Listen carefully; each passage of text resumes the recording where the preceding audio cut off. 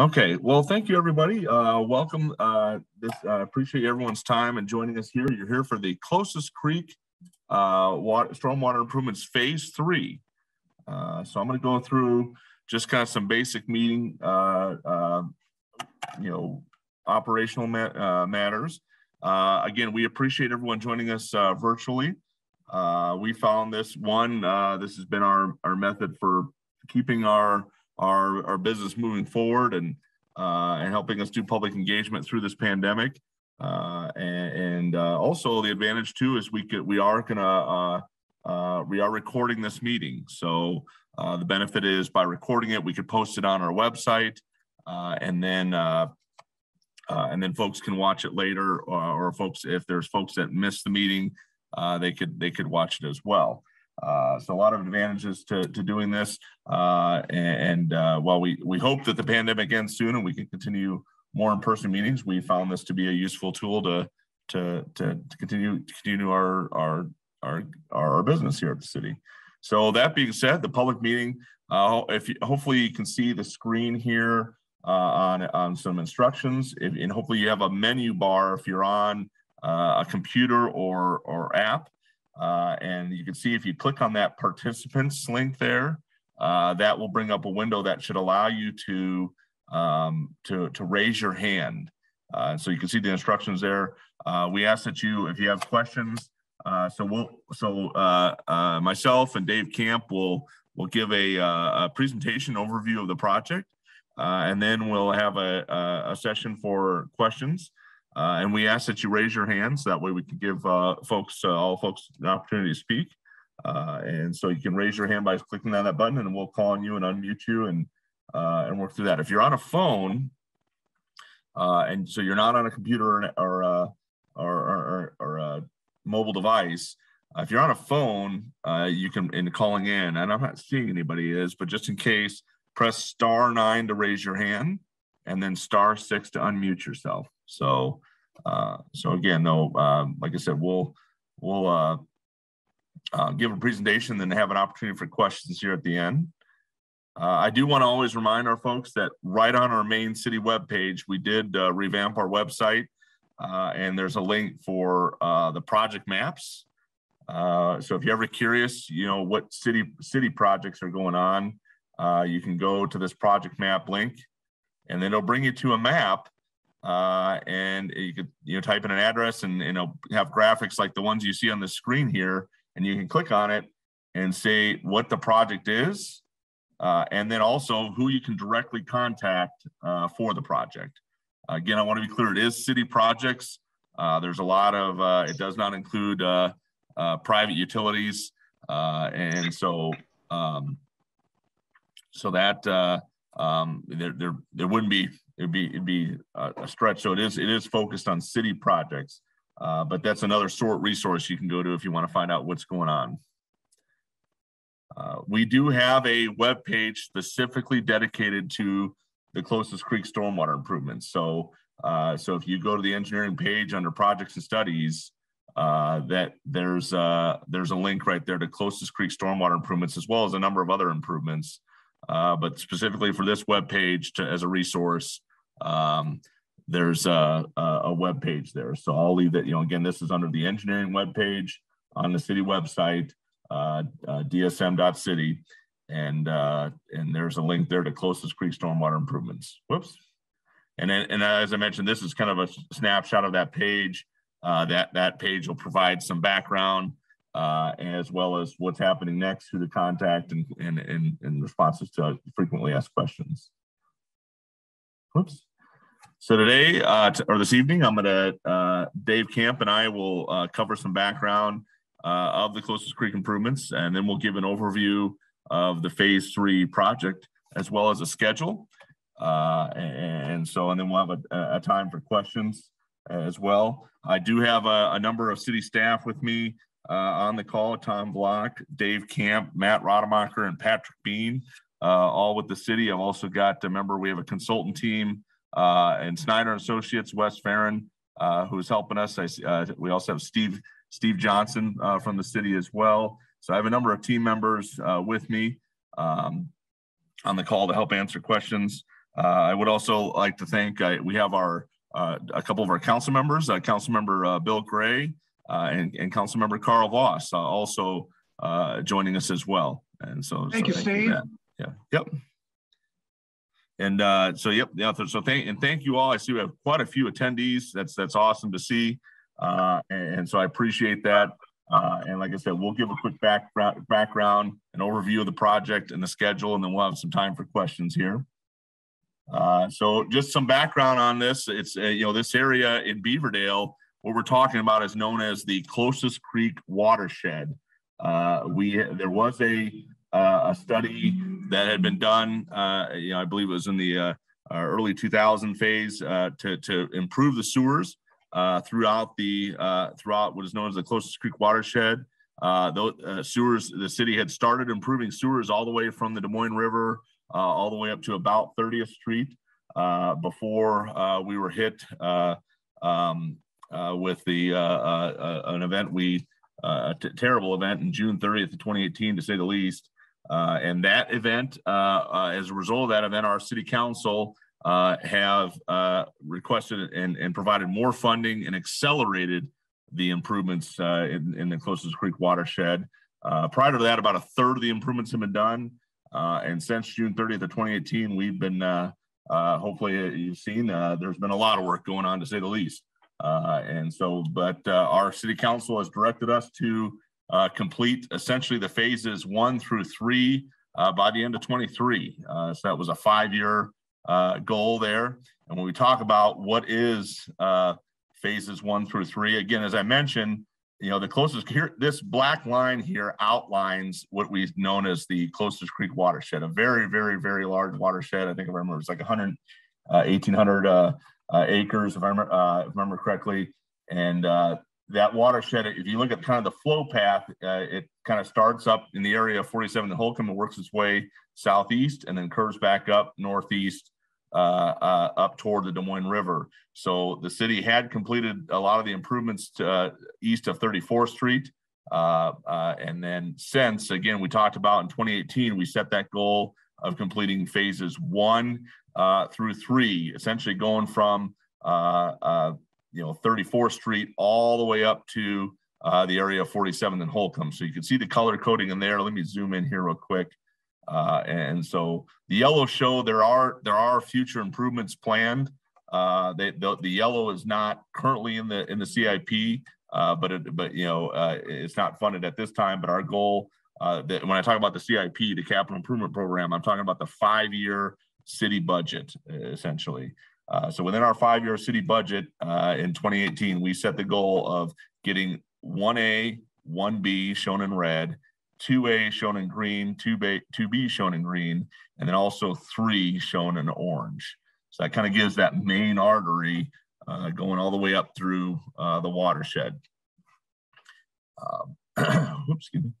And one thing to note, one of the changes we made, from the original Closest Creek Watershed plan, the older I guess philosophy in stormwater management was focused on conveyance, building a pipe big enough to convey that storm event. Since we more taken a kind of a I don't want to say a hybrid approach, but a combined approach of conveyance as well as stormwater detention retention, so at this, and we actually modified the plan to incorporate stormwater detention. And what is stormwater detention? We're talking about holding and storing water and releasing it at a slower rate downstream, so that way the storm sewer system has time to flush out and convey the storm to where it needs to go. So in other words, you might say, well, why did we start with, when we had 2018, why did we jump up to phase 1B? Well, if you notice, we put in these large 12-foot wide chambers that are bigger than most size of rooms, all the way underneath where you see in red, and to provide storage. So in other words, when the storm sewer system, if it starts to get overwhelmed, that the storage gives a place for the water to go and store the water, and then release it at a slower rate downstream. We also are working in we've added in detention basins in phases 2B and in 2A. There were already kind of areas that were where the water would flow anyway. So we modified and regraded the areas, and those are under construction as we speak, again, to store that water, slow the flow down, and allow the water through the rest of the system to flush out. So again, but we're still also building the storm sewers to convey what is known as the 1% annual exceedance storm, or also known as the 100-year storm event. So really, we did build in significant resiliency in this plan. To be honest, more above and beyond what normal design standards were with the detention. The detention does provide essentially some more resiliency in the system, which we feel is necessary with the storms that have experienced it. And so again, the sewers, designing them to convey the 100-year storm, and then providing detention to also store and reduce those, kind of control the release, if you will, downstream. So what we've done, again, is the red was completed in the past year. That was a large sewer box up Macokota Drive. And then also 1B was, again, the big 12-foot wide chamber storing the water under the roadway. 2B and 2A, those are under construction as we speak. And then we're here tonight to talk about the third phase, which is focused on conveyance, large sewer, increasing the sewer sizes to improve conveyance. So with that, actually, I'll Dave, if it's all right, if I turn it over to Dave Camper, let me make sure I can. Can you hear me okay? We can, yes, Dave. Thank you. All right. Well, thanks, Steve. Good evening, everybody. I'll walk you through the improvements that we're looking at phase 3. So this is an overview of the entire area to kind of give you an idea of where we're talking. Up at the very top left of your screen, that's the Tower Park and the water tower in that area, to give you some landmarks here. And all the way down at the very right-hand side over at Beaver and Franklin is kind of just north of Snooki's and Price Chopper there, to kind of give you a relative idea where we're at. So we'll step through this sheet by sheet to show you a little bit more detail, but just wanted to show you the overview look at this proposed project. So if you want to go to the next slide. So like Steve talked, is the increasing the flow capacity from up there at the Tower Park at 48th and Hickman down to Northwest Drive, where we are currently constructing that detention basin just south of Northwest Drive. Steve mentioned we're the new storm sewer is designed for a 100-year storm with the added resiliency of those stormwater basins. So this project will then make that connection between the phase 1B, which is the 47th and Holcomb area, and the phase 2B, which is the detention basin just west of 41st Street there and just south of Northwest Drive. This project also includes some intake reconstruction and addition of intake capacity just south of Franklin, and we'll talk a little bit about that. And then this also incorporates the Franklin Avenue corridor improvements that we've been meeting with the public over the last couple of years, and you've probably seen implemented as well. So if you want to go to the next stage. So this is the very south end. Right on the left-hand side is Northwest Drive, and that's the part of that phase 2B project that will extend a box culvert north of the detention basin. So our phase 3 project will continue and connect to that outlet and continue on north up under Hazelwood Drive. And this is planned to be, a lot of this to be a bored pipe, just because of the depth of it and also the proximity to the houses and the trees in this area. So, so once we get up to Franklin Avenue, just go ahead and flip to the next one. We're jumping way over to Beaver and 41st. So we're looking at adding a very small drain line up from where we came up from Hazelwood up to Beaver Avenue. This is to truly address a lot of the groundwater issues that we've been having in the area. And you probably have seen flowing out on the street. The other part of this project will be replacing the traffic signals at Beaver and Franklin. They are one of the oldest in the city and they need replaced. And while we're in the area, we're going to go ahead and add that feature to the project as well. So you want to scroll down to the next slide. So we just moved a little bit to the west, and this is where we talked a little bit about the Hazelwood Drive coming up to the north. And this is where a larger pipe will come out and head west. And we're stubbing a connection there to the north for the future phase 4 project. Now the location of the stub out is still being finalized, and we'll be working to make sure we end that stub out in a good location, still addressing some of the ponding issues that we're experiencing just south of Allison with this project as well. So that's part of that job. So as we continue to the west, the majority of this section is planned to be a bored pipe through this section. There's a few reasons. There's some utility conflicts that are, and some other factors that are leading to this type of construction. So the impacts of construction through here will still be, we'll have some bore pits and such, but it won't be a full open cut trench as we are planning on right now.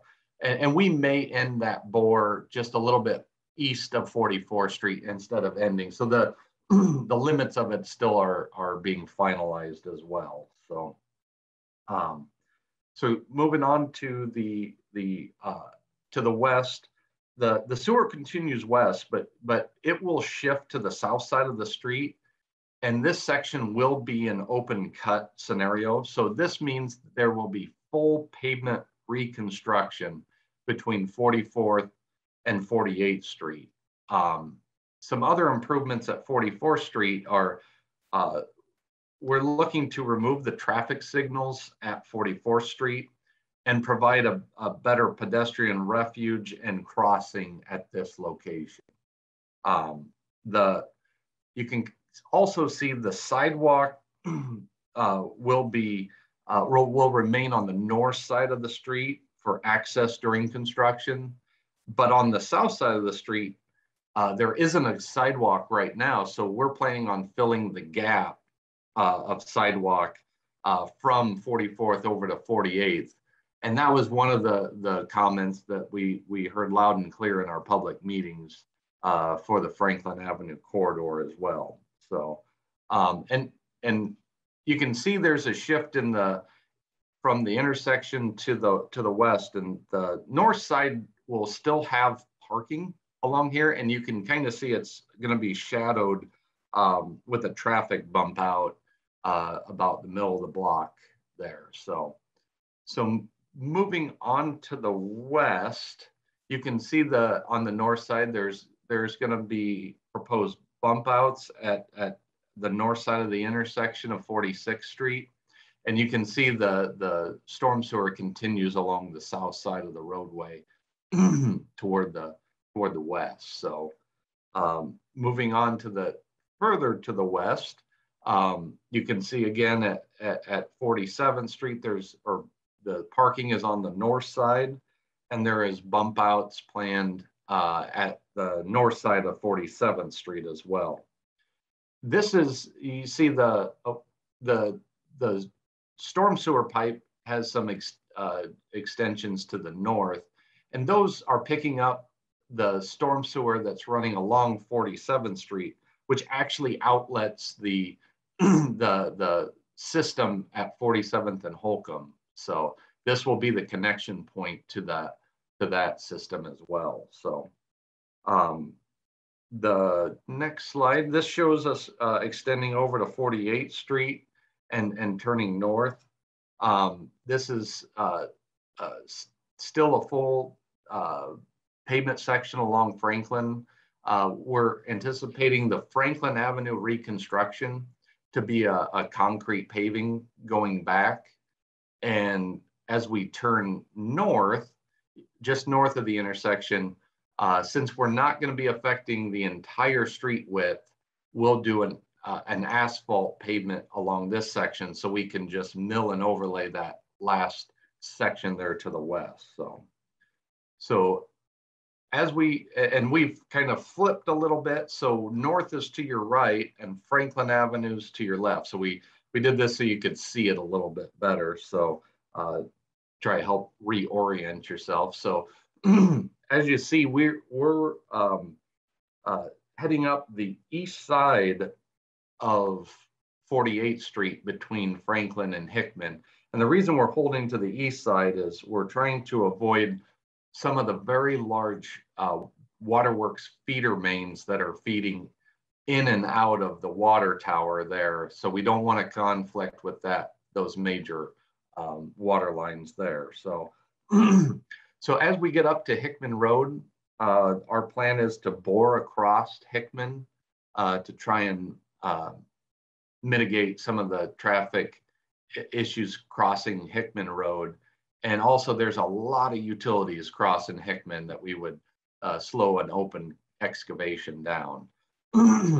So at this point, we'll intercept the Hickman Road storm sewer and then provide that an outlet through our proposed new pipe. So, so we'll flip to the next one.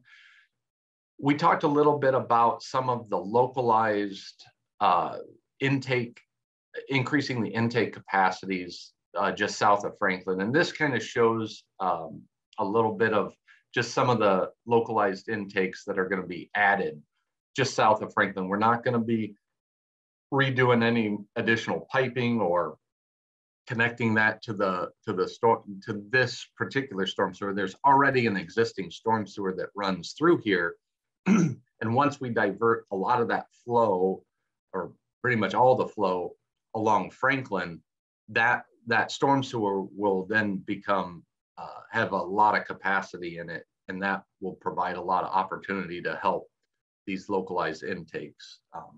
One note I would say is 45th Street from Franklin to the south is also on the Public Works paving program. So we may not come in and do those intakes at this moment in time. We may wait till we do the reconstruction of that street from Franklin to the south, and do, instead of going in, doing some intakes and then doing the street. So that's just something to keep in mind as we move here in the near future. So so want to flip to the next section. So the Franklin Avenue corridor improvements, we held a public meeting on June 26, 2019, and got a lot of public input along the corridor.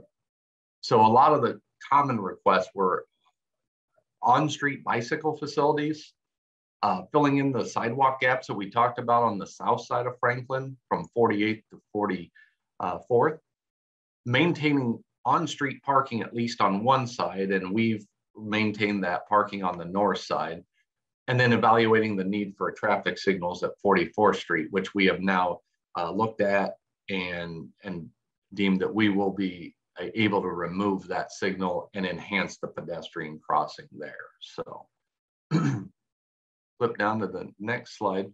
So this is the proposed improvements along the corridor, which include a buffered bike lane, removing the traffic signals that we talked about at 44th, parking along the north side, and we talked about the bump outs along at Beaver, 44th, 46th, 47th, and 48th, and filling in the sidewalk gaps. Now this proposed typical section should look pretty familiar because we did restripe it when we completed the Franklin Avenue resurfacing last year, and so this is the section that we continued on and did paint out along from Merle Hay to 48th, and as well as from 48th to Beaver. So this has been experienced by everybody for the past year or so. So this should be fairly familiar to everybody. So go ahead and flip down one slide. So this is kind of a slide to kind of identify what to expect as we go through here. And we're not going to sugarcoat it. These are very impactful, very intrusive projects, but very necessary. So you can kind of see there some example photos of paving, removing the pavement and grading, the storm sewer installation. You can see the sheeting through there. It's going to be very deep and very large diameter pipe. You know, we will be paving back. I know this photo shows asphalt, but we'll be doing some asphalt on 48th and PCC along Franklin as well. The sidewalk paving to complete some of those gaps. And then finally, the surface restoration, the seeding and the sodding through the corridor. So it'll at the end it is turns out very nice once that sod and that seed really take hold. So scroll down. I think so. Talking about schedule.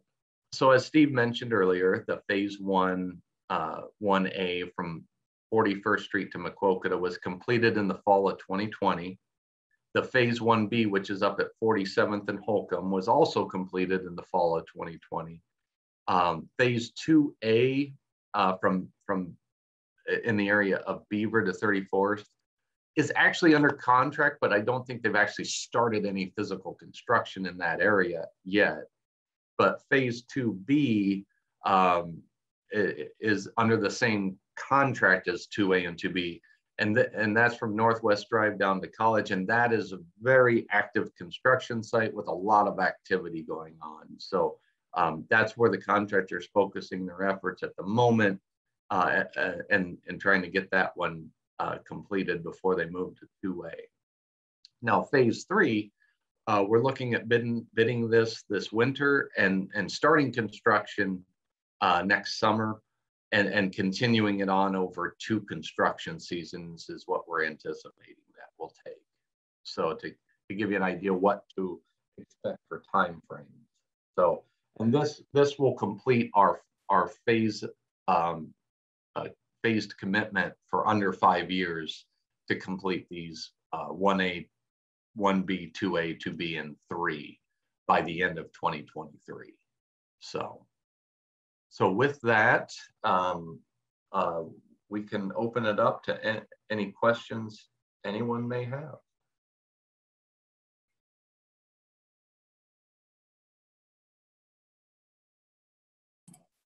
Okay, all right. Thank you so much, and Dave. And all right, I see first question, Jenny Kleiss. Jenny? Hi there. Thanks for the presentation. Very helpful information. I have 2 questions. Are there any subdrains for sump pumps that will be able to be connected similar to what we did here at 47th and Holcomb? And what is the estimated dollar amount for phase 3? So there is a subdrain system along the roadway that will be provided for the subdrain outlets, similar to what we did up at 47th and Holcomb. So that's being a concrete pavement will probably double the dual usage of the subdrain system for the roadway and also the subdrain system for the sub pump outlets. And your second question is cost for this phase. We haven't finalized the cost, but it's expected to be between $7 and $8 million. And one final question connected to that. So the subdrain, will residents have the connectors up into their yards?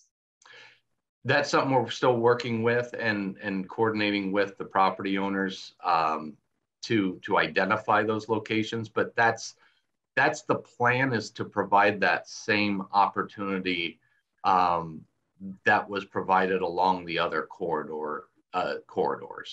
That's the plan. That's a great plan. Thank you. Thank you, Jenny. Okay, I see Christine. Christine, let me see if I can, oh, there you go. Okay, Christine. Okay. Can you hear me? Yes, yes. Okay. So I have just a couple of quick questions. Mm-hmm. One is to do with, if you can explain the traffic lights and the removal on Beaver and also on 44th. Yep. Are you removing the traffic lights, or are you just doing something different with them? At the intersection of Franklin and Beaver, we are replacing the traffic lights. So it's due to the age of the signal equipment and whatnot. It'll be a new signal. So okay, not changes there. At 44th, as some of the comments we got at the 2019 public meeting were questioning the need for why that signal even exists.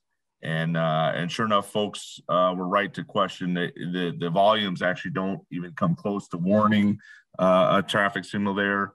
And so in this case, the signal would be removed, and then proposed to be removed. And then the refuge island would provide, one, it would kind of tighten up the road to kind of calm traffic, and to help with provide an enhanced crossing. So would it be a stop sign on 44th?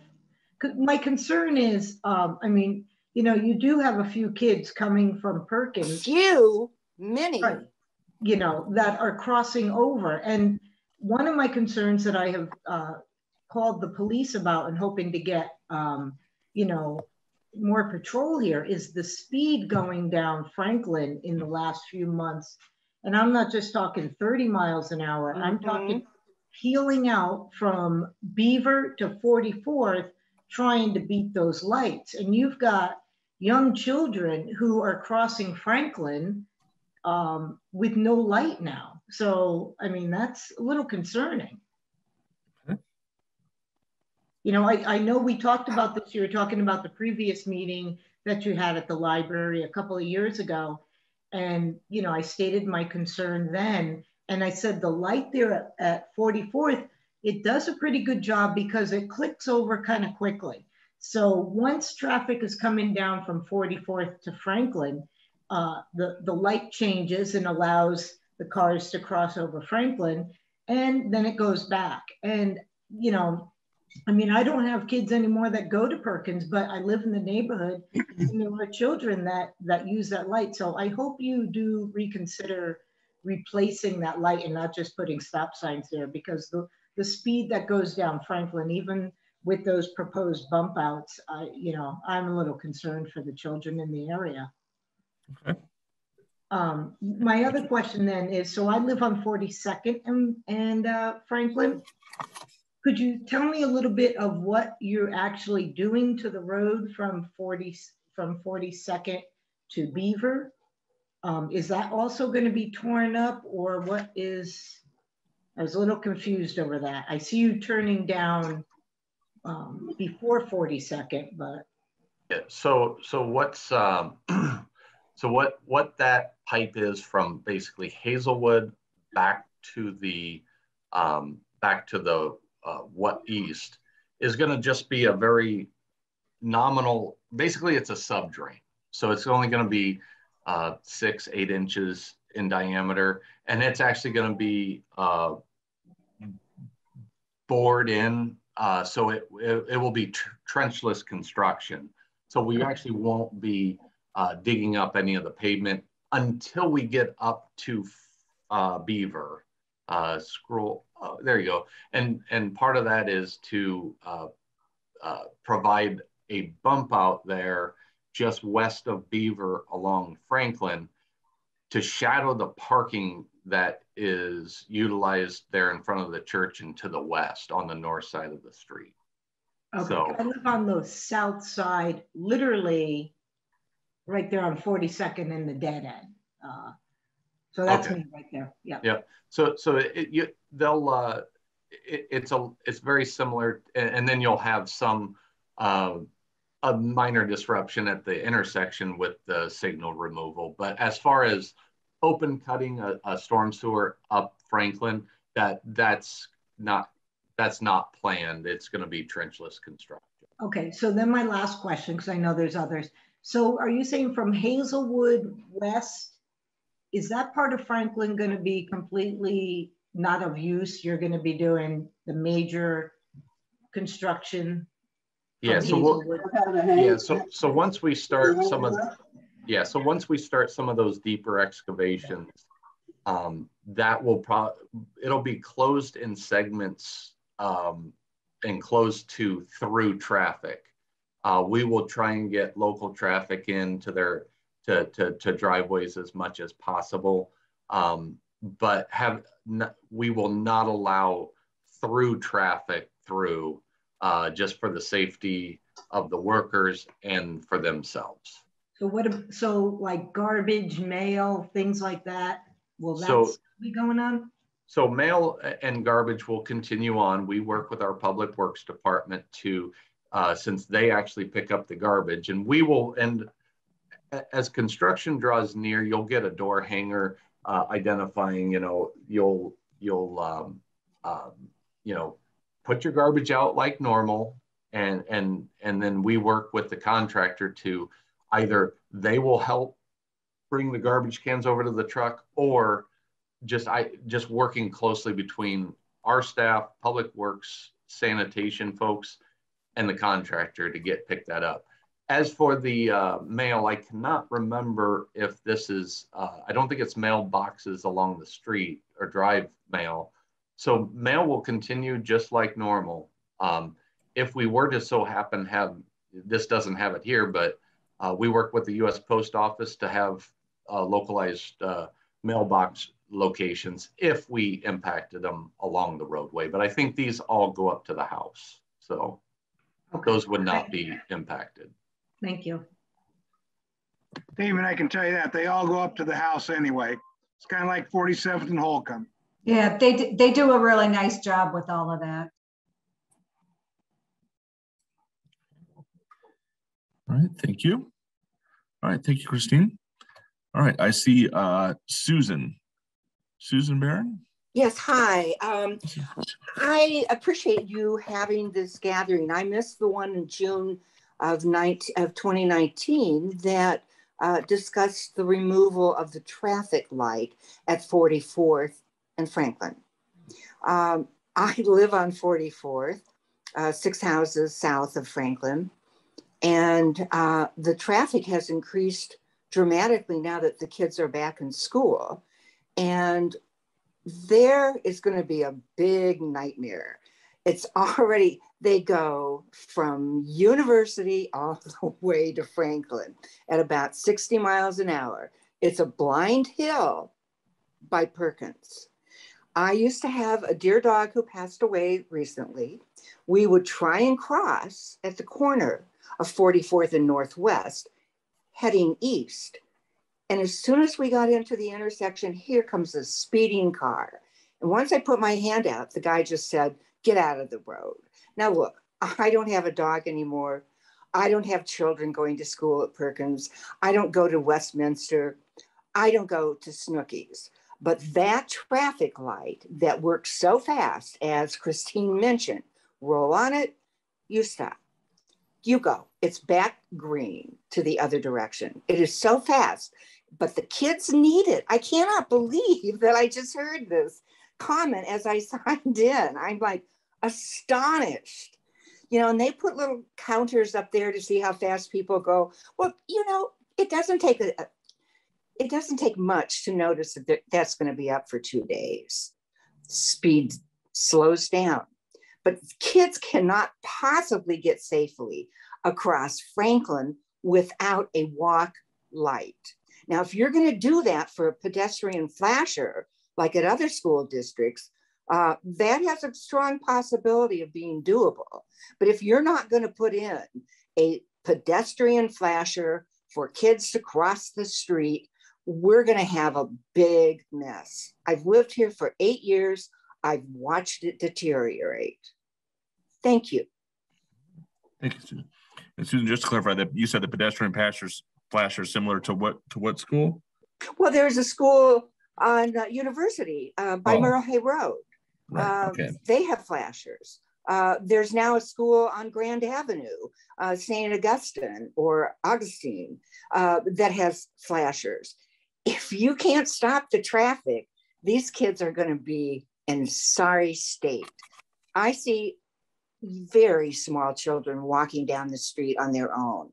I see bikes pushing that light, waiting for little bikers to go by all the way down Franklin and over to 44th. I'm just amazed. I'm so upset by hearing this. That I didn't even know about this meeting in 2019. I'm not real happy with your solution to opening up Franklin. You've already put in the bikes. When we get to 48th off of Franklin and you want to go north on 48th, there's no dotted line, so you don't even know whether you can cross over or you just have to make a right turn from nearly the middle of the road. If you don't have any traffic lights, except between 42nd and Beaver, and let's see, when would the next one be? Oh, at Merle Hay Road. I don't even want to think about what it's going to be like for these kids trying to get to school and their parents. So I will urge you to think about some really heady options so that children can safely come down 44th Street from Allison, from all those streets, all the way up to Hickman. You know, we have a ton of senior citizens who've moved into the new property at, somebody help me here, it's on Hickman, and the retirement home. Now, there are people all the time walking in front of my house that are seniors, and they come from that retirement home. So I think whatever your little proof of traffic, you weren't recording maybe punches of how many times people stop the light. Sorry for being upset, No. but I am. I'm just shocked. No. Well, I don't see this as any. Can I ask a question quick? Susie is my neighbor. I know Susie. Hi, Susie. I'm with her because she and I are both walkers in the neighborhood, as is our other neighbor, Michelle, who's sitting here with me. And so were you planning on not doing anything? Like, is there going to be stop signs on Franklin? Explain exactly what the plan is. So the plan is to remove the signal and put in the median. There would not be stop control on Franklin. Right, wrong. The issue, that is not going to work. The flows on traffic. Yeah, no, a bump out. These kids could barely get to the bump out when they're giggling and laughing and with their little backpacks. I'm sorry. You got to stop traffic. I won't feel safe walking through there.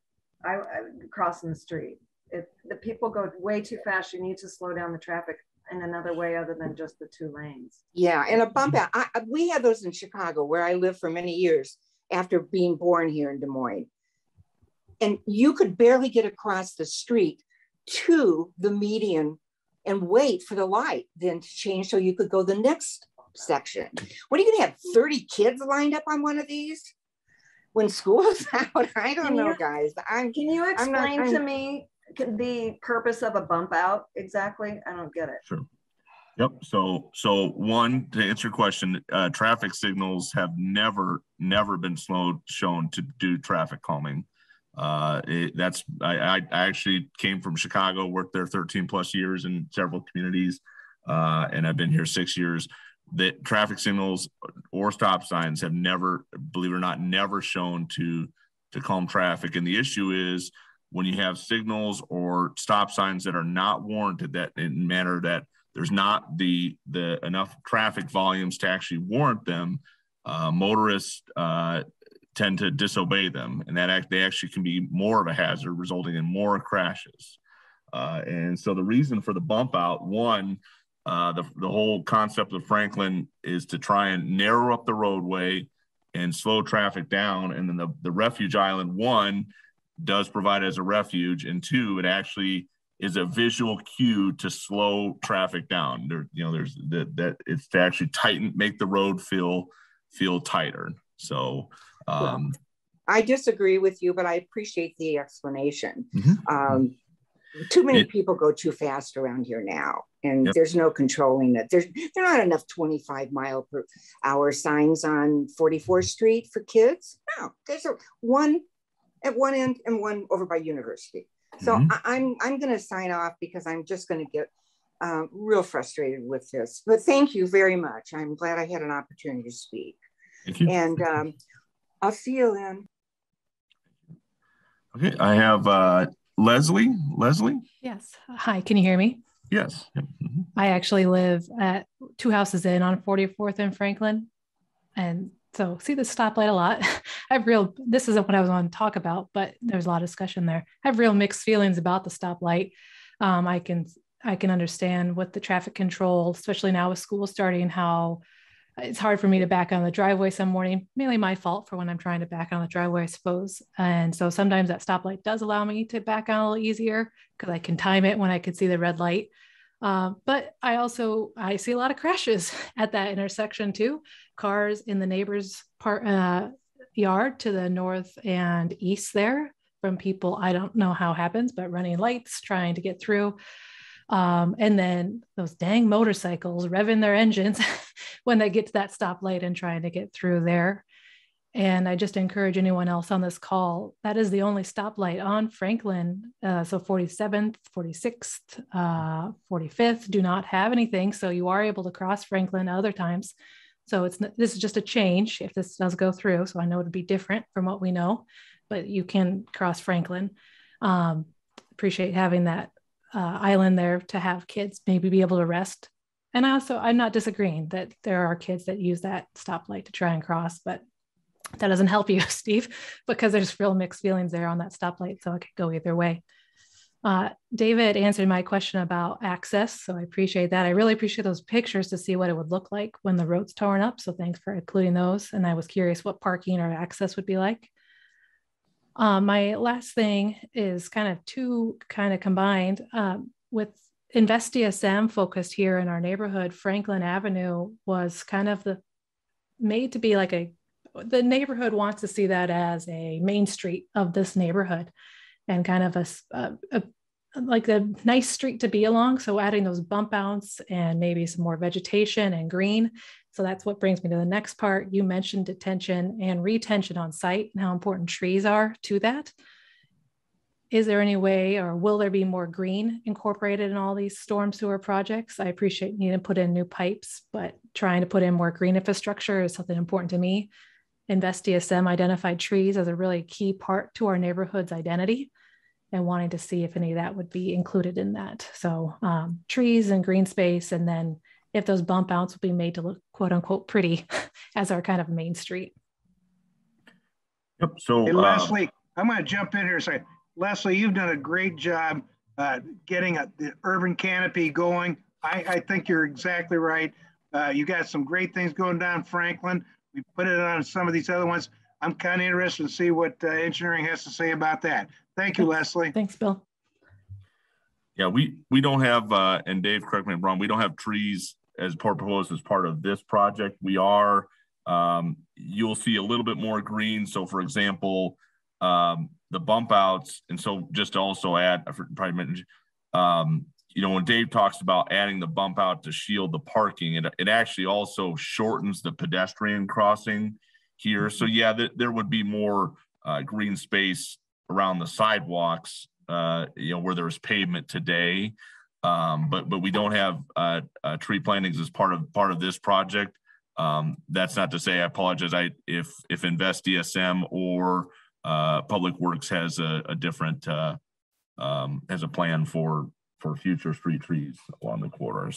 But as part of this contract, we are using stormwater fees to pay for this. So the main cost is the storm sewer, and we were able to justify improving the street as part of the stormwater project because of the size of the sewer tearing up the street, and so that's why we're getting the newer streets. It's because of the sewer, so we're able to use the stormwater monies to pay for that. And I don't know, Dave, did I miss anything there? Or? Just a couple things. One is during the design, we did put a lot of respect into the red buds that were lining the trees. Lining the street along Franklin, especially to the east of 44th. That was taken into a lot of consideration. Part of the decision to move the open excavation to the south side was utility conflicts, two was the overhead power utility conflicts. And then also, if you look along the south side, there are limited trees along that corridor, along the south side. So that's something that we like to work with our forestry division to look at putting in street trees after we're done too. The other thing I would say about the green infrastructure is we may not be doing it in phase 3 as a whole lot of green infrastructure, but as a entire Closest Creek project, the green infrastructure of the detention basins and help recharging the groundwater in those areas, and also doing the water quality features and such. As a whole project, it is considered and implemented. It may not just be along this specific corridor that you might not see those specific green infrastructure, and that's where we put the investment in those larger detention basins. What is the level of reimbursement for the stormwater best management practices in that area? When you say reimbursement, what do you, I'm sorry, I don't understand. What's the? For rain barrels and rain gardens, is that 50% up to 2,000 or 100% up to 4,000? I will defer to Patrick. Is Patrick, is that something you're able to, and I apologize, I know you had some different districts, Patrick, but I don't know if you remember off the top of your head on this one. Let's see if we can get it. Yeah, Steve, thank you very much. Yeah, this is one of our standard rebate areas, so it would be 50% up to $2,000 here. Okay. I just had one done, and mine was 50-50 just a couple of months ago. Yeah. Just real quick, and then I'll stop here. In general, I mean, even those bump outs don't have curb cutouts to try and absorb any rainwater, and I don't see that very much in our city. So even if it doesn't happen here, I know we're really far down the line. I hope that our city can start considering more of those types of things to infiltrate water on site through pervious paving, and then curb bump out cutouts that would allow more water to go in.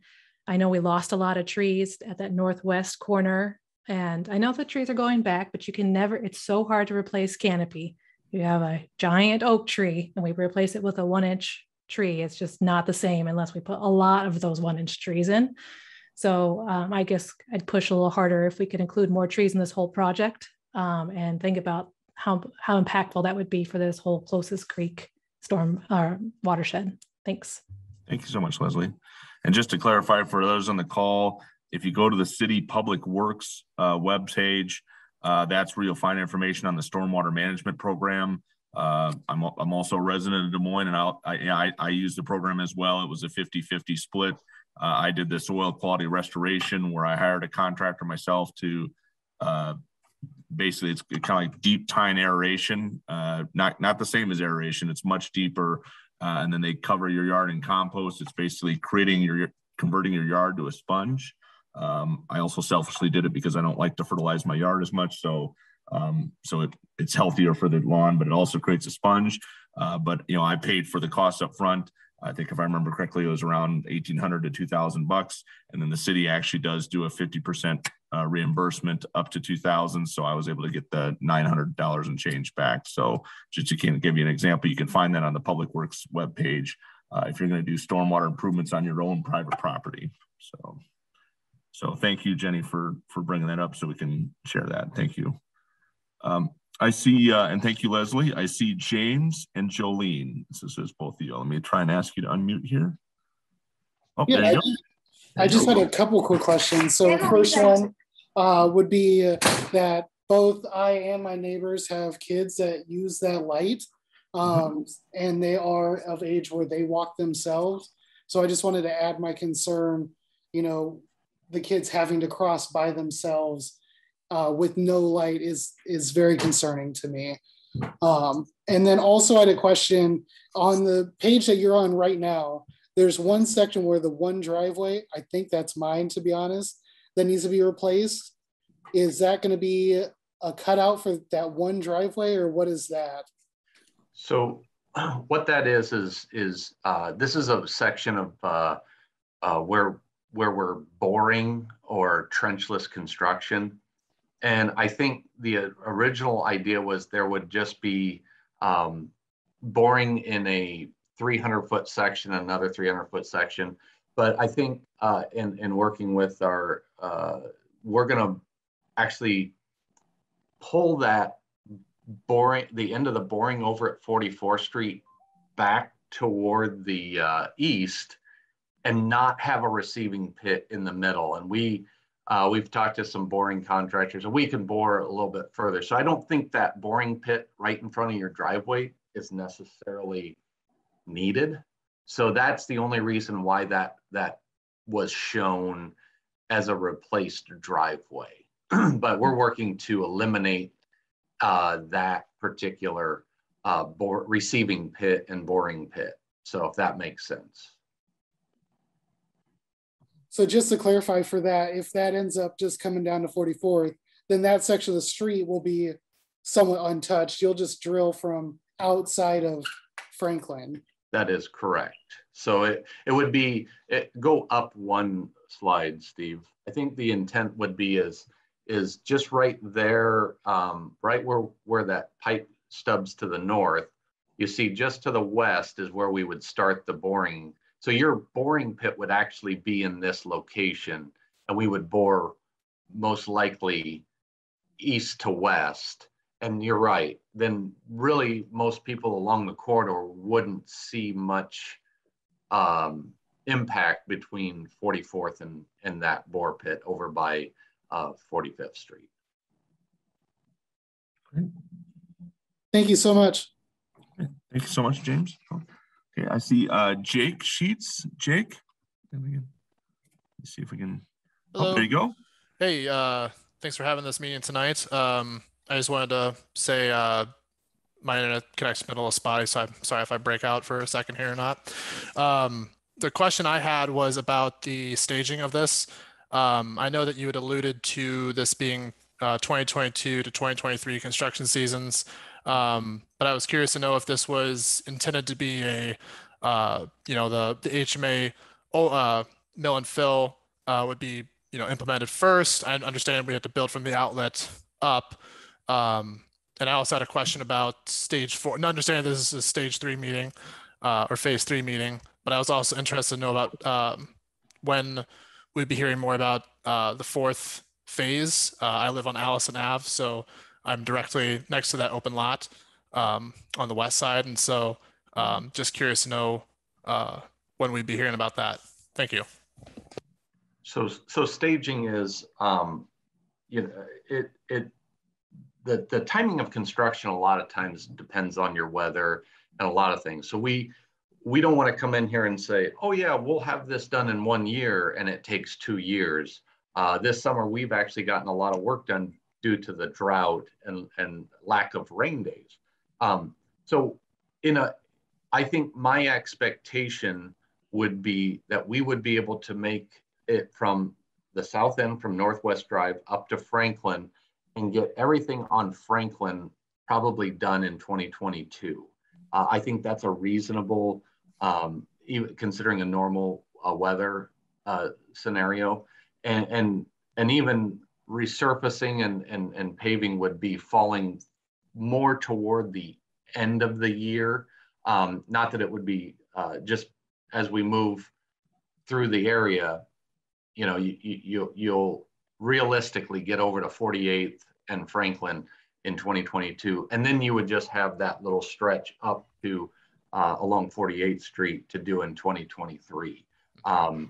That way, that's a good expectation to have instead of promising everything to be done in 1 year, because that's a lot of work to be done in 1 year. Oh, absolutely. So, and your second question was regarding phase 4, and I will, Patrick, can you answer phase 4? Yeah, this is Patrick Bean with Public Works. We are going through the budget process right now, so we're evaluating when phase 4 will come in. We're currently funded through phase 3, and we're going through a stormwater master plan right now to look at stormwater needs throughout the city. And so phase 4 will be one of those will be included with that. So the next progression in the Closest Creek Watershed plan, I anticipate it will come out relatively high in the prioritization, but I can't say exactly when that will be programmed into the capital budget yet. But I anticipate much sooner rather than later. So probably in the next couple years, but I don't know exactly when that one will be programmed in yet. Okay. Thank you very much for your time. Appreciate the meeting. Thank you, Jake. Thank you. Okay, I see. Just want to, James and Jolene, you got your hand? Let's see here.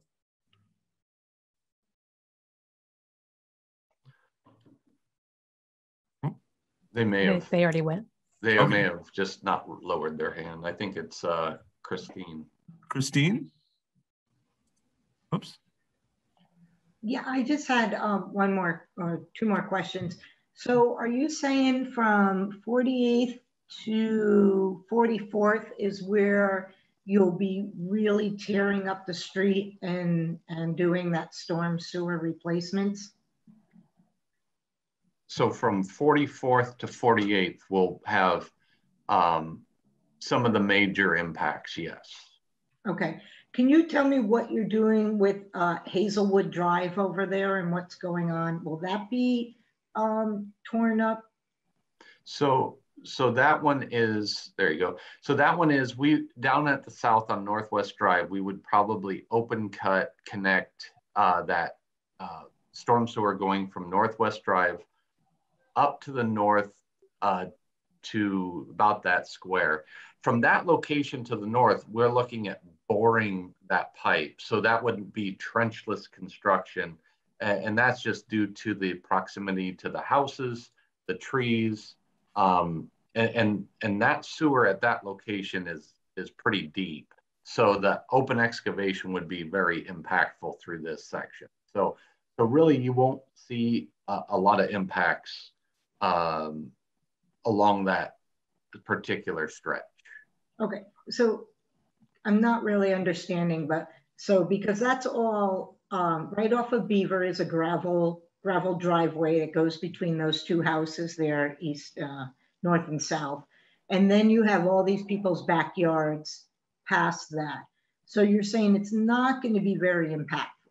It's well, once you get up to Franklin, there's going to be a receiving pit there that will be a deep excavation there. But as far as driving to a residence and driving and accessing your driveway along Hazelwood, that should be unaffected on that particular, we would call Hazelwood Drive.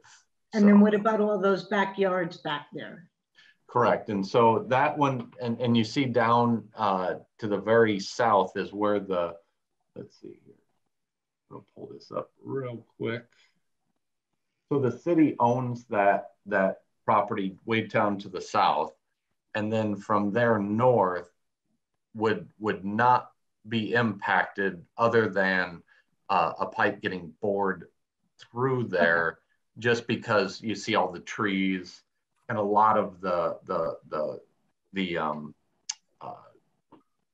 close proximity features through there. Okay, so there's not only right there on Franklin and Hazelwood will be the deepest and the biggest replacements and everything going on. Yeah, and from Franklin up, we're from Hazelwood to the west, maybe 150 feet. That's going to be an open excavation just for that short section between Hazelwood and 43rd. And then from there to the west would be trenchless again. Yes. And then for the north side, I know some of my neighbors were getting letters. So talking about reimbursement. So is there going to be dirt and things put on their lawn? What is, because I have an elderly neighbor who was a little concerned over what was going on in the letter he received. So is that regarding easements, or is that regarding reimbursement for the stormwater program? You know, I'm not quite sure. I think it might be easements, but I'm not quite sure what he was talking about. Hey Matt, are we needing easements along the north side of Franklin? We are getting easements along the corridor. I believe in that area, it's not necessarily, I'm going to pull that drawing up now unless Wes, you know the answer off the top of your head, but let me quick pull up that easement map to verify which lots it is. Yeah, this is Wes. We are getting some easements there. It's primarily due to the deep excavation of that storm sewer and just the impacts that we're going to have to get that done so that we have the room to do the excavation and then to restore it back to lawns and the driveways and the sidewalk and all of that. So okay. That's probably the letter they received is just because he lives directly across the street from Hazelwood Drive over there. It looks like it's a 12-foot temporary easement for that construction. So essentially that gives, what that means is it's a 12-foot band from the city right away to the north there to essentially build the sidewalk, store pipe as they start putting it in, and just staging materials and that sort of thing as they do that open trench construction there for that section between the two boreless, two trenchless installs. And will he be able to use his driveway? There'll be a time period that they would not be able to use that.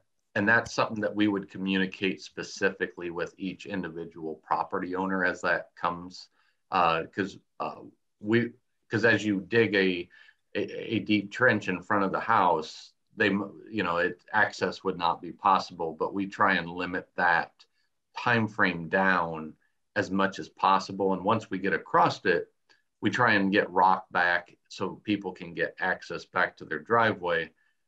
And then when we come back to pave the road, we would end up having another portion of time where they would not be able to access their driveway. So, okay, because like I said, he is elderly, and I know he uses, canes. So if you're working on Hazelwood, there is a possibility he'll be able to park a little bit on Franklin to be closer to his house, just not the driveway. Is that Carl? Yes. Yeah, so the bore pit's going to be just literally about 15, 20 feet west of Carl's Drive. When they're doing that, it's probably going to be something where during their non-work hours, they may be able to accommodate him getting into his drive. It's going to be tight, but then when they are working, he could park literally probably immediately east of his drive approach. It would just be out in the street, but that is something that could be accommodated relatively easily. Okay, great. Thank you very much. Thank you for the meeting also. Thank you, Christine. Okay, I have Catherine Towner. Catherine, let me see if I can.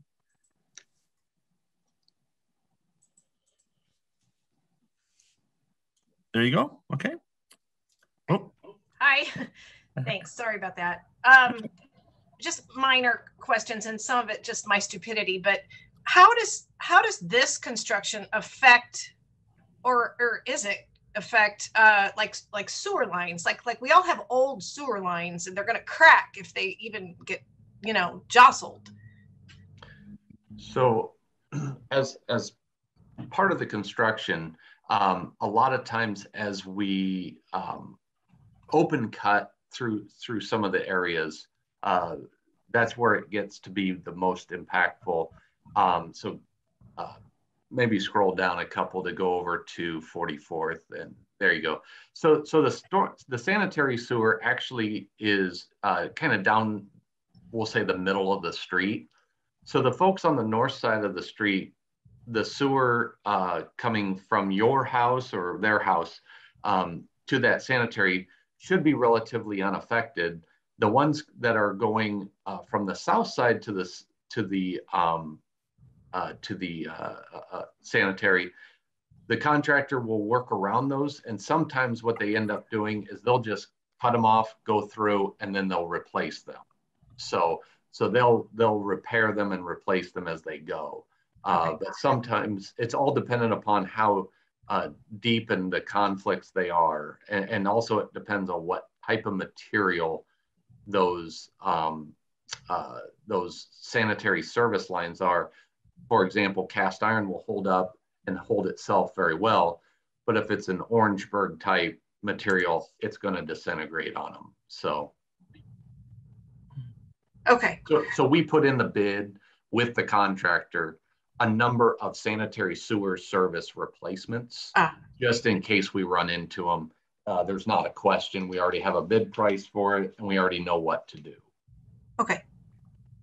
And then the other point, I just wanted to point out that what we, the city redid the curbs really not too long ago on our street. And when they did that, they seeded, and it was just horrible grade seed. It was just weed seed. So if you could make a note, if they're going to use that same seed to redo the grass, they should just not use it. It was bad.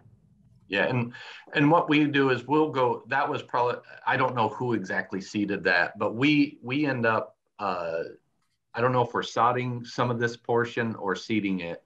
But even if we do seed it, we go through a private, this is a private construction, and we have specifications for the seed they have to use anyway. So it should be a pretty high quality seed. Okay, I just wanted to get that out there. That's it. Thank you. Thank you so much, Catherine.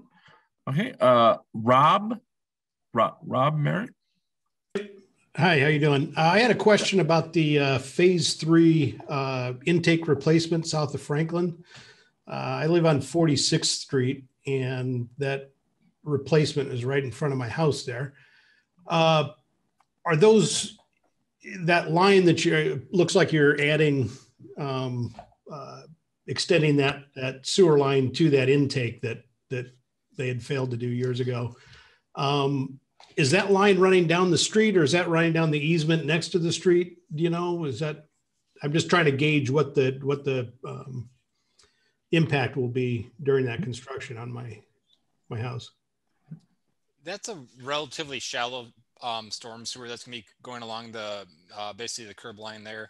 It will be something that it will get into the street just for construction purposes, but it's pretty a short run where if it is a full closure, we can maintain that to keep that to a couple of days, but otherwise it's something that would be more of a lane closure for the longer duration of the project. I mean, for the duration of that work. When they're actually out when they're actually digging that trench, which would be a couple of days worth, they might have to do a very short full closure, but in general, that would be something that would require a one lane closure with alternate traffic passing through 46 there for local traffic only. Okay, so it would be just construction on the street, not on the property side, I guess, right? It's something that'll be between the sidewalk and the street. So it is, like I said, a relatively shallow sewer. So it's something that they can do with not taking up too much space, like what will be going on in Franklin, being 12 plus feet. So that's something that you just throwing out kind of for that an estimated duration for that kind of storm sewer construction is a few days. The intakes themselves will take about a 1 to 2 weeks just due to concrete curing and the multiple pours they take. But even when they're building those intakes, you could still get around. It'll be a local traffic alternating at that lane. Okay. Do you know, would that affect the approach on the driveway? What I'm trying to which house is yours here? Right where your mouse is right now. Yeah, That's so there will be, you'll probably have about a, when they're digging that trench, you'll have about a 1 to 2 day outage just while they're actually crossing. They'll come back in that, once they get that across that evening or the next day, get some rock in there as soon as they can get it backfilled. And then when they come in and do the street restoration, it'll be a few days just because you want to get that pavement to be able to cure out and be fully up to strength before we reopen it. So I would plan for about a week or so that you might not be able to pull into your drive, but during that time you still could get out into the street and you might have to park a house or so up. And Matt, it sounds like Rob will be, so you said the sewer is probably going to generally be installed under the curb line. So then obviously some of the pavement would need to be patched, but then also it sounds like Rob get a new driveway apron, so the driveway between the sidewalk and the curb? Yep, the approach there would have to be reconstructed with that. So it's not going to go all, it won't go, extend up to the garage or your house, but it'll be right there at the apron off the street. Okay. Yeah, I just redid my driveway in July, and the approach was replaced, I don't know, 5 or 6 years ago. So I guess they'll at least match now. Yeah. So. Okay. All right. Thank you. Thank you, Rob. Okay. I see Rick. Let me have Rick, if I can unmute here.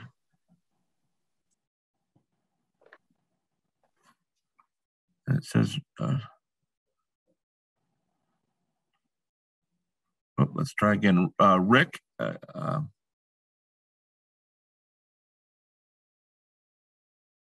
trying to see if I can.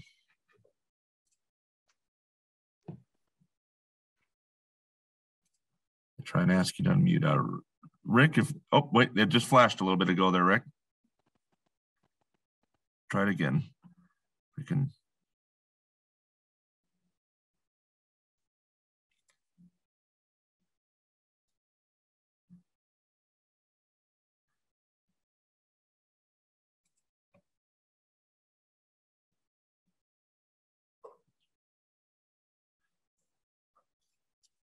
Rick, I apologize. It still showed that you're muted.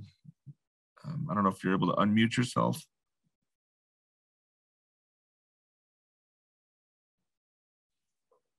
Let me see.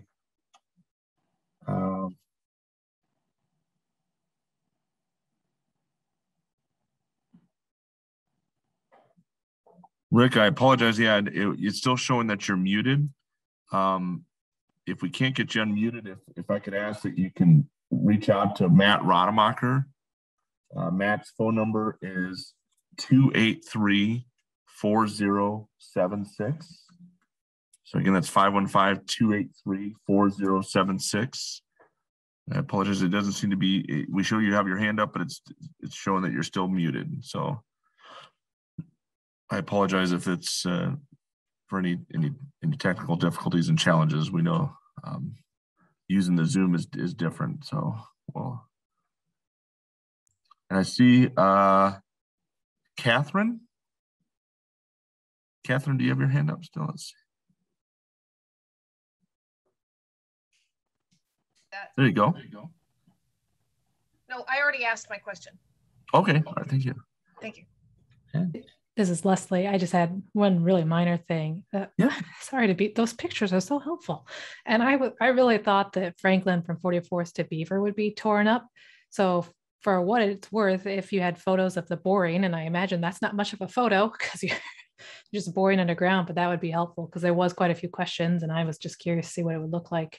So just a suggestion to add that for the future slides. Yeah. Or is it here? The boring is going to be it's, I don't want to say it's not going to be any, this example of the boring for the storm sewer is going to be quite impactful and large. So I was foolishly hopeful. Okay, never mind. But the section from 44th to Beaver is going to be, we call them a directional boring machine.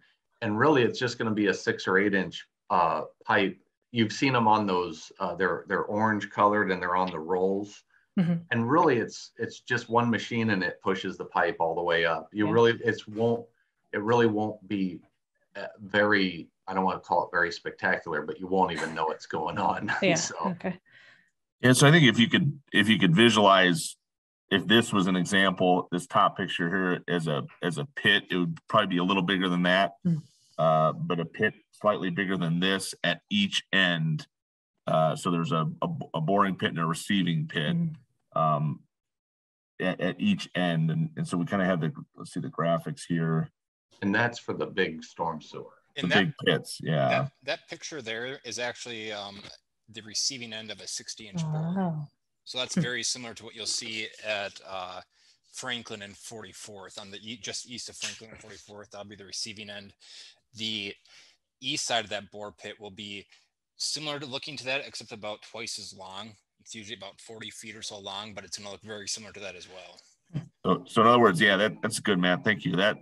So in other words, if you visualize here at 44th, just east of 44th, it sounds like Dave and Matt and Wes are trying to make the pit just east of 44th. So there'd be a big 40 to 50 foot excavation there.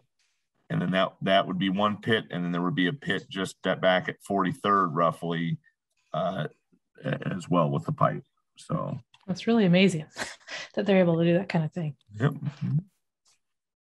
Thank you. Thank you. Oh, let's see. Oh, it's like here. I see Rick is rejoining. Let's see if we can get. Let me find him here. Oh, wait a minute.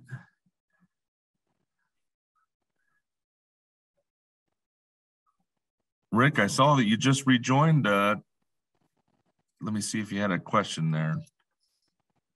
Can you hear me now? Yeah, we can. Yes, thank you. All right, perfect. Yeah. Okay, 4615 Franklin. Our sanitary sewer line is clay tile, and it runs diagonally through the neighbor's yard. And that was, I had Torgerson come out and run a camera through the line. And he said they probably did that to get the slope they needed to go to the sanitary sewer. However, I've had to have somebody come out and hydrojet this line multiple times, and it's right at the street where it dumps into the sewer, which looks like a big brick tunnel, which I'm assuming that's sanitary and stormwater. The sanitary sewer in this location is pure sanitary. It's not storm as well. Okay.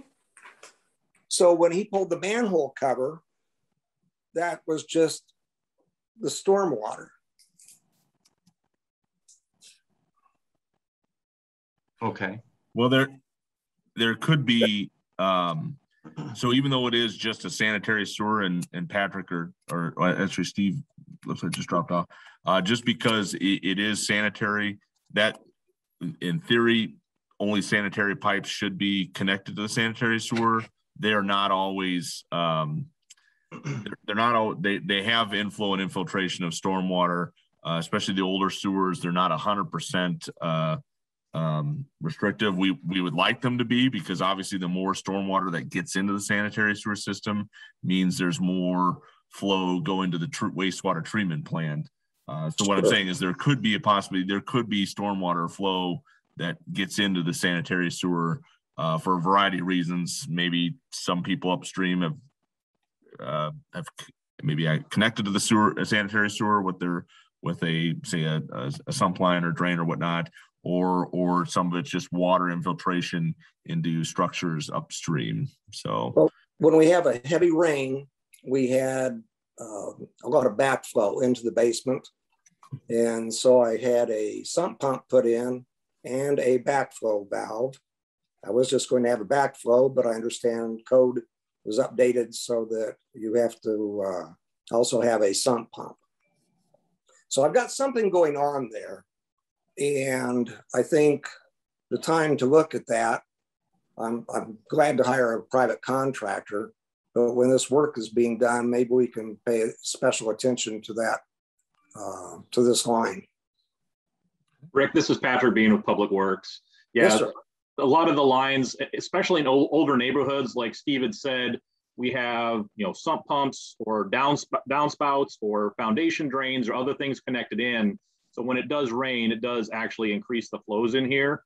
That's why we do have, the private property protection program where you can get a sump pump or a backflow valve partially paid for by the city. One, to kind of protect your house, and two, that sump pump is there so that that house isn't continuing to add that storm flow into the sanitary. And so when it rains, it causes those problems. We are looking. Go ahead. I took advantage of that program and I'm greatly appreciate it. Yep. I will say the line we're looking at, we televised it last year, so it appears to be in decent shape, but it's usually not a single line that's the culprit. It's usually everything upstream from there. It's how big was that line? It was about a 10-inch line. So it's not a humongous line. So it's not going to have a massive area upstream from it, but even 10, 20, 30 houses upstream from it that may be contributing a little bit can cause, that line to fill up during storm events. So we are also looking at how do we reduce I&I citywide, or that's infiltration and inflow, both the groundwater and surface water getting into the sanitary. You probably heard a lot about the combined sewers. They were designed to be that way. Sewers like this are separate, so they're designed not to be that way, but older neighborhoods, it's just the way the construction was done back 20, 30, 40, 50 years ago. They just connected in the foundation drains and a lot of other things because that was the pipe that they had. So now we're trying to disconnect a lot of that as we can. Sure. Good to know. That takes care of my questions. Thank you so much. And thank you for having the meeting. Thank you, Rick. Okay. Are there any other questions or comments? I have a couple general questions. Yep. Stephen. Yep. Thank you. What part of this phase, where are they actually going to start construction?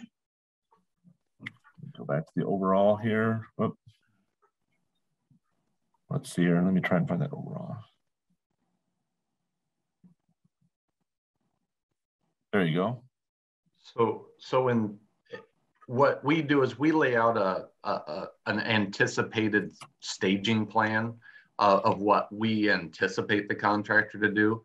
The contractor may come in and have a different idea, but typically building storm sewers, you like to go from the downstream and work your way up. So we are setting it up staging. So you would start down at Northwest Drive, move north along Hazelwood, and then most likely move toward the west over to 48th Street. That's the anticipated progression we would expect. Okay, thanks. Mm-hmm. Okay, any other questions or comments? Steve, this is Bill Gray. I can't believe what a great job you guys did explaining all this. It makes a lot of sense. I'm sure there's going to be more questions down the road. And I will tell my good buddy Rick that I will help him through anything, because I know we've been talking about this for years. This is good to see happen in the community. We're making things happen here. You guys do a great job. I'm just glad to be a part of this, and I will be happy to be a part of any conversations going forward.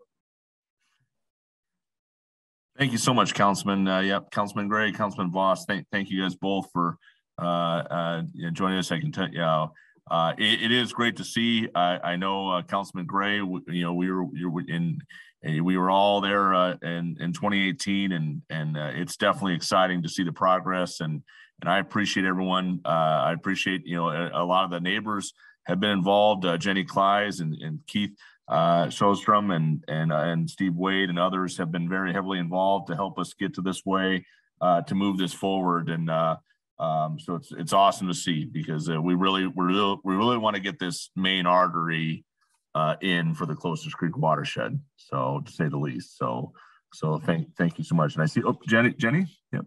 I just want to say thank you all very much for your continued efforts. It's been a long haul. We've got a long way to go, but we really appreciate all of your hard work. Thank you.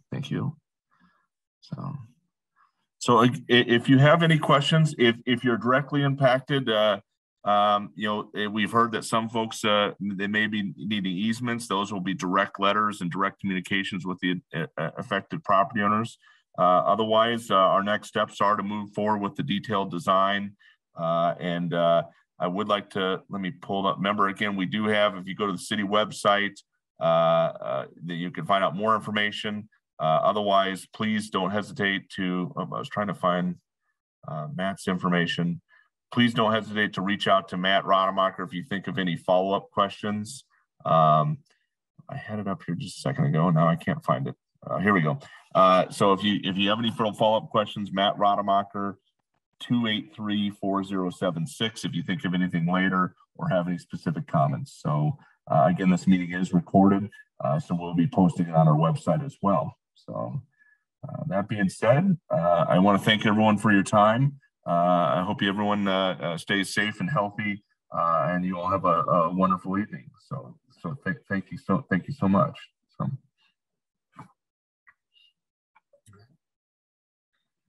Councilman Gray, Councilman Voss, thank you so much for all your work and joining us and all your work through this as well. So, I know you see us, you see us a lot through these projects. So we're going to.